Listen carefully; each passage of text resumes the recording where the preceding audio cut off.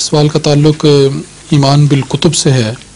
وہ یہ جاننا چاہتے ہیں کہ اسلام نے جہاں پر اللہ تعالیٰ کی کتابوں پر ایمان لانے کا حکم دیا ہے تو کس رنگ میں معین طور پہ ایمان لانا ضروری ہے، یعنی وہ لفظی یا معنوی، تفصیلی یا مجمل، اور باقی جو اس حد تک ضروری ہے جس حد تک قرآن کریم نے حکم دیا ہے، اس سے آگے نہیں. جی پھر بھی آپ دیکھ رہے ہیں جواب کے لیے جواب تو میں دے دیا.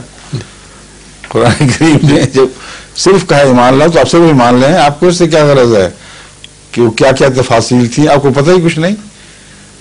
اکثر جو کتابیں ہیں حضرت آدم سے لے کر اب تک ان کا تو وجود ہی نہیں ملتا سوائے ان کتب کے جن کو قرآن کریم نے استعمال فرمانا تھا حوالے دے دے کر، اور بعض دوسری کتب کا ذکر ملتا ہے اس ثبوت کے طور پر کہ دوسری قوموں کو بھی کتب ملی ہیں.